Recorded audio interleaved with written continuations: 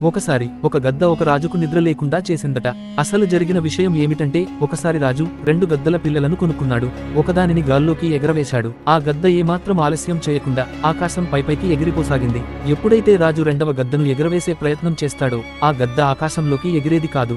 ఎన్నిసార్లు ప్రయత్నించినా అన్నిసార్లు వెళ్లి అదే కొమ్మపై కూర్చునేది. రాజు దాని గురించి ఆలోచనలో పడిపోతాడు. ఆ గద్దను ఎగరవేసిన వాళ్లకు మంచి బహుమానం ఇస్తామని ప్రకటిస్తాడు. బహుమతి ఆశతో ఎంతో మంది వచ్చి ప్రయత్నించినప్పటికీ ఎగరవేయటంలో ఎవరూ సఫలం కాలేదు. ఒకసారి ఒక పేద రైతు అక్కడికి వచ్చి దానిని నేను ఎగరవేస్తానని అంటాడు. అక్కడున్న వాళ్లకు అసలు అతను ఎగరవేయగలడా అన్న అనుమానం కలిగింది. అతను ఆ గద్ద ఉన్న చోటుకు వెళ్లి కాసేపటికి రాజు దగ్గరకు తిరిగి వస్తాడు. రాజు ఆకాశం కేసి చూసినప్పుడు 2వ గద్ద మొదటి గద్ద కంటే వేగంగా ఎత్తుగా ఎగురుతూ ఉంటుంది. ఆశ్చర్యంగా రాజు ఆ రైతును అడుగుతాడు, అసలు నువ్విది ఎలా చేయగలిగావ్? దానికి రైతు బదులుగా, రాజా, నేను పెద్దగా ఏమీ చేయలేదు. ఆ గద్ద ఎప్పుడూ కూర్చునే కొమ్మను నరికేశాను. అప్పుడు ఆ గద్ద దానంతటా అదే ఆకాశంలో ఎగరటం మొదలు పెట్టింది అని అన్నాడు. మనం కూడా ఆ గద్దలాంటి వాళ్లమే. మన దగ్గర ఉన్న వాటిలో సంతృప్తిపడి మనం జీవిస్తూ మన బలం మనం చాలా సార్లు మర్చిపోతూ ఉంటాం. అది మన చిన్న ఉద్యోగం కావచ్చు, లేదా ఇంకేదైనా కావచ్చు. నిజమేమిటంటే ఆ కొమ్మను నరకటానికి ఎవరూ రారు. మన సంకెళ్లను మనమే తెంపుకుని ఆ గద్దలాగే పైపైకి ఎగురుతూ వెళ్లిపోవాలి. నా మాటతో మీరు ఏకీభవించినట్లయితే ఒక లైక్ చేయండి,